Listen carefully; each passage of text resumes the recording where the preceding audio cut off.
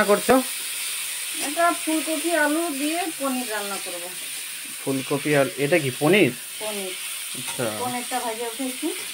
এই যে পনিরটা ভেজে ফুলকপি ওঠানো হয়েছে। আলুটা ভেজে উঠাবো। তারপরে একটু তেল দিব, তেজপাতা আর একটু দিব, নিরামিষ তো একটু কালো জিরা দিব। আচ্ছা, আজকে নিরামিষ হচ্ছে, পনির আছে ফুলকপি আলু দিয়ে সুন্দর রসা রসা করে মা ভেজে নিচ্ছে এখন। দেখতে তো তারপরে খুবই টেস্টি ছোলার ডাল লাগছে। হবে। তাছাড়া ছোলার ডাল হবে। ছোলার ডাল আছে, সজনার চচ্চড়ি আছে। ছোলার ডাল সজনার চচ্চড়ি টেস্টি টেস্টি আছে। মা হালকা করে ভেজে উঠাচ্ছে। তো ব্লগে সবাই থেকো। এটার মধ্যে এখন তেজপাতা আর একটু কালো জিরা দিয়ে দিল।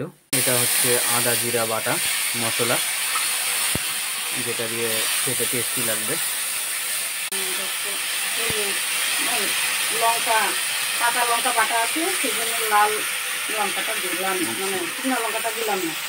লাল লঙ্কাটা দিয়ে এটা দিয়ে সুন্দর কালার চলে আসবে মা বলছে।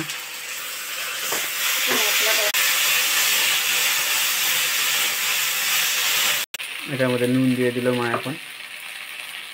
এটার মধ্যে কিছুটা হলুদ দেওয়া হলো। মশলাটাকে প্রথমে ভেজে নিচ্ছে, তারপরে হালকা এটার মধ্যে হয়তো জল দেবে। জল দিয়ে দেওয়া হলো।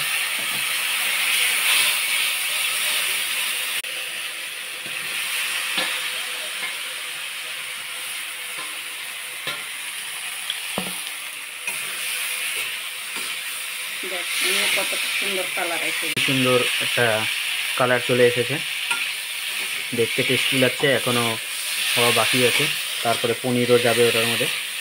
পনির একটু পরে যাবে, পনিরটা একটু পরে যাবে। ছিল শিব পূজা, তো তাই শিব পূজা দেওয়া হয়েছে, আর সেই জন্যই আজকে নিরামিষ করা হচ্ছে।